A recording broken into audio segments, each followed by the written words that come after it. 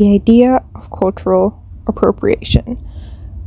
With social media becoming a thing lately and just the capitalization of minority culture booming all over the place, it's very evident that this has become a topic that many of us are hearing about today. Like, that's cultural appropriation, or I don't really care, it's just hair, it's not that deep.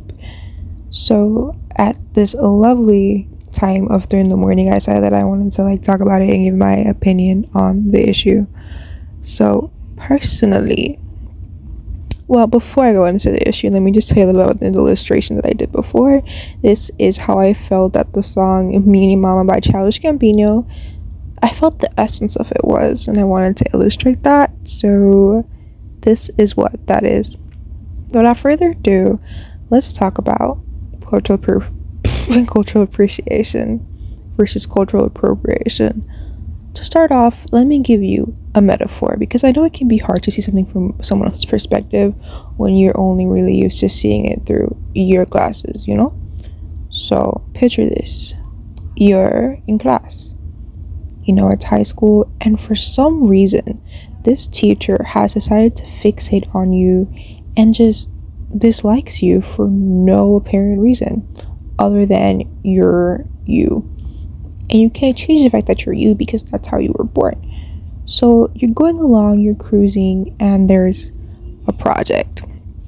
Now you make this project and it's downright amazing. And a few of your peers agree with you or whatever. But the teacher is like, ugh, this project is disgusting. This project is an F.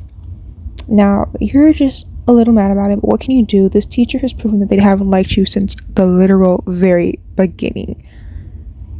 But the person who they just so happen to like literally takes your project, slaps a different title on it, presents it to the whole class, and suddenly everyone loves it, the teacher included. It's just like, wow, this is amazing, this is wonderful, this is breathtaking and innovative, and gives them an A plus 2 extra credit grades, for being so innovative, because it has to be new. There's no way you, person that dislike, could have made that project.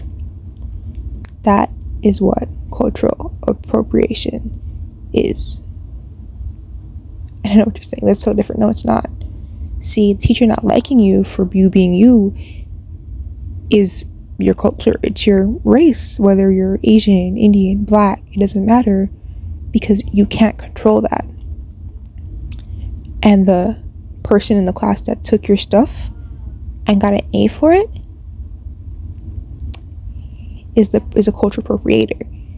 It's the typical taking of a black thing and calling it something else, like with this new trend of clean girl look, or like the clean girl, or whatever you want to call it. Like, Black and Latino women haven't been wearing their hair in slipbacks with earrings since forever, like the fox eye trend. Suddenly it's this good, it's not cute when it's on an Asian woman, but slap it on Ariana Grande and it's okay. Like, do you get the issue?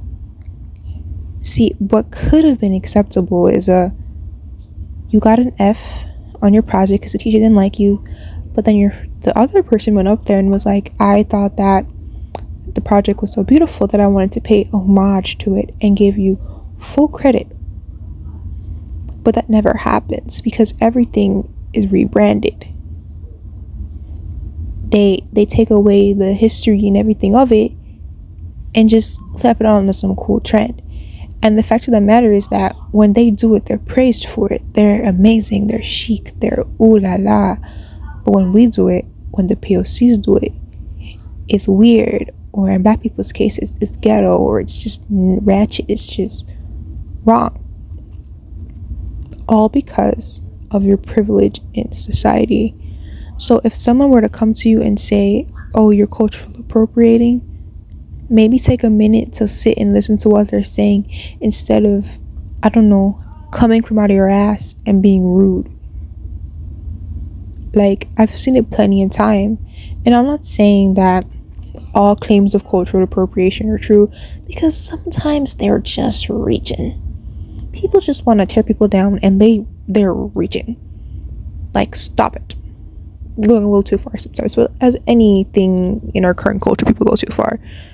But yeah, like, for you to sit here and tell the demographic that is being affected by this, they're tripping or they're like overreacting, it's not that deep, it's crazy. And a lot of time people like to point towards like Africa or East Asia and be like, they're okay with it, so why do you have a problem? It's completely different, and they honestly don't have to. I probably don't even have a say in it, because I'm not African American, like I'm Afro-Caribbean. So where I am closer to my culture, and I don't really see a problem with people wearing the Rastafarian colors, because I know in my heart that I'm Jamaican, because bitch, my birth certificate is Jamaica and everything else about me says Jamaican. Whereas African Americans and I don't know, Asian Americans and other Americans that are born here feel like less connected to their cultures, especially for the African American community, where they were forcefully removed from their culture. So yeah, instead of like causing an issue about it, instead of being rude, instead of just being downright annoying about it, like, listen to what we're saying. We're not doing this to be spiteful. We're explaining our feelings to you, and you're just like, oh no, which is like very much so in itself privilege. Like, the amount of time I've seen like white girls wear braids and stuff and think that it's okay, and personally, I don't know about me, I'd be laughing, I'd be like, I'm disgusted, but then I also laugh with them, like good luck, it's not meant for your hair. Another thing is that when you wear it, it's trendy. You can go home and take those box braids out, but if I take my hair out, I'm still having black features, and I'm still gonna forever be like discriminated against. And I'm not even discriminated against that much because I'm light skinned.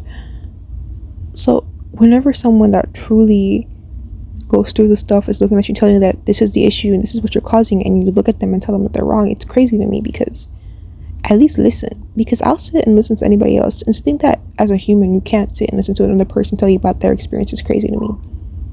Doesn't matter, whatever. I'm getting a little heated at 3 in the morning. But on the flip side, let's talk about cultural appreciation. What is cultural appreciation? Like it sounds, appreciating a culture. Like, I personally love the Dalian makeup trend that's been going around lately, and I've been drawing that makeup style a lot because I think it's so pretty, bro. That's appreciation. But I don't know, making it up and calling it something different, that'd be disrespectful. Well, I don't know what I'm trying to say. Wearing a sari to an Indian wedding, oh my god, that's appreciation. Like, I don't think it's that hard, bro, to learn the difference between cultural appropriation and cultural appreciation. I don't go around wearing a kimono calling it a robe, because it's respectful. It's not a robe, it's a kimono. I don't even buy a kimono like that, because I'm like, should I buy a kimono? That's kind of disrespectful for me to wear such fancy attires around the house like that.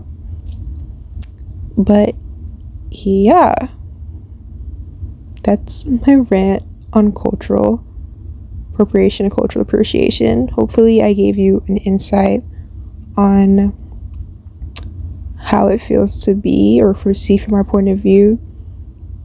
And if you still don't get it and you still think, oh, I'm gonna do what I want with my hair, I'm gonna do what I want because it's me, then that's on you, sweetie. Just stay away from the community, and don't be mad when you get hate.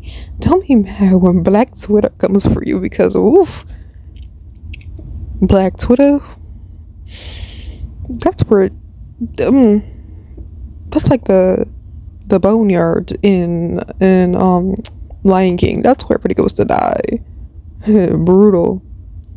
Hope you guys enjoyed my speed paint of what Meanie Mama would look like if it was an illustration. Bye.